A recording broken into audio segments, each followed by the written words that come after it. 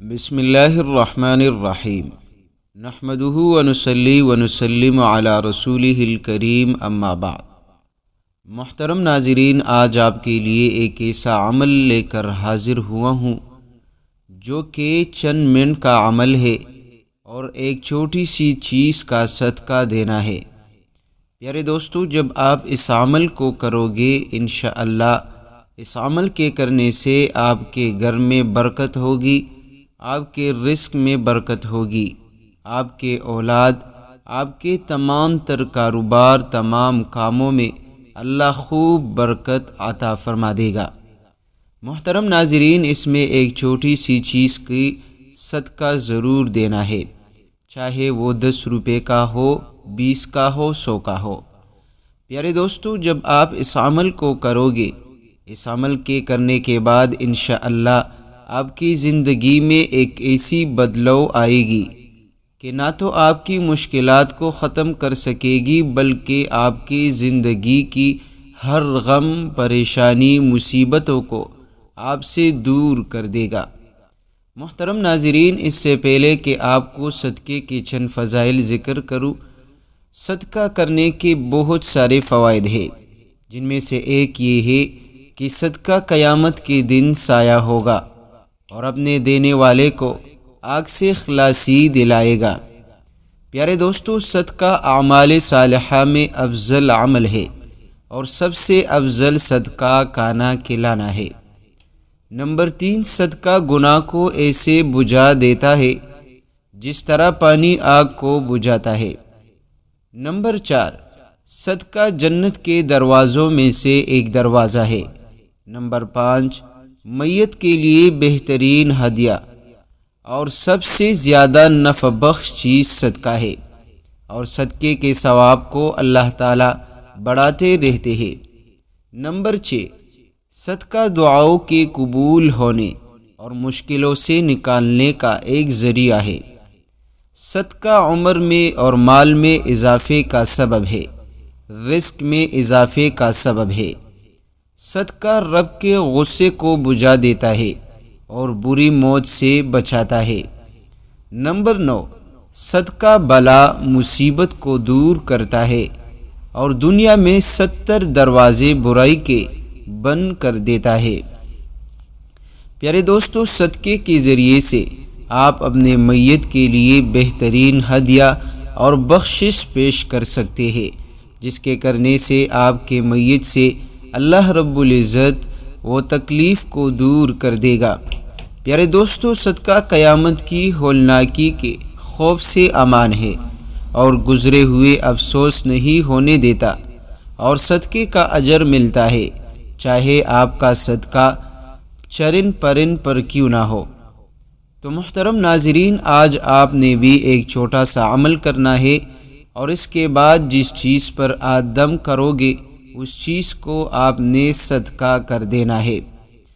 محترم ناظرین، اس کے ساتھ ساتھ ایک چھوٹی سی تسبیح بھی ہے، آپ نے اس کو ضرور پڑھنا ہے، اور وہ تسبیح قرآن کریم کی ایک چھوٹی سی سورت کی تسبیح ہے جس کو ہم سورۃ الکوثر کہتے ہیں۔ آپ نے سورۃ الکوثر کس طرح پڑھنا ہے؟ محترم ناظرین، جب آپ کے دل میں کوئی خواہش ہو، یا آپ کسی کام کو پورا کروانا چاہتے ہیں، یا آپ کسی مشکل سے نکلنا چاہتے ہیں، قرض کی دلدل سے نکلنا چاہتے ہیں، تو پیارے دوستو، آپ نے وضو بنا کر کسی بھی نماز کے بعد ہو یا جب بھی آپ کو موقع ملے، آپ کے پاس وقت ہو، گھر میں ہو، مسجد میں ہو، دکان میں ہو، دفتر میں ہو، جہاں بھی ہو، نہایت ہی آسان سی تسبیح ہے۔ آپ نے وضو بنا کر ایک طرف بیٹھ جانا ہے، ہاتھ میں تسبیح لے کر آپ نے صرف 11 مرتبہ سورۃ الکوثر پڑھنی ہے۔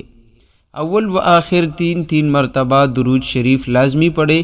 درود شریف آپ جو پڑھنا چاہے آپ پڑھ سکتے ہیں، کیونکہ درود شریف کے پڑھنے سے اللہ کی رحمت آپ کی طرف متوجہ ہو جاتی ہے، اور ہر عمل کی قبولیت کے لیے درود شریف ایک بہترین نسخہ ہے۔ پیارے دوستو، جو اعمال آپ کرتے ہیں اور اس سے اگلے اور پچھلے آپ درود شریف کا معمول بنا لے، تو وہ عند اللہ مقبول ہو جاتی ہے۔ جیسا کہ حضرت عمر فاروق رضی اللہ عنہ کا فرمان ہے کہ جو بندہ یا جس عمل کے آگے پیچھے درود شریف نہ ہو وہ زمین اور آسمان کے درمیان لٹک جاتا ہے، نہ اوپر وہ عمل جاتی ہے نہ نیچے اترتی ہے۔ تو پیارے دوستو، آپ نے درود شریف پڑھنی ہے، کیونکہ درود شریف کے پڑھنے سے اللہ کی رحمتیں آپ پر برسے گی، کیونکہ حدیث پاک میں آتا ہے ایک بار درود شریف کے پڑھنے سے بندے پر 10 رحمتیں برستی ہے۔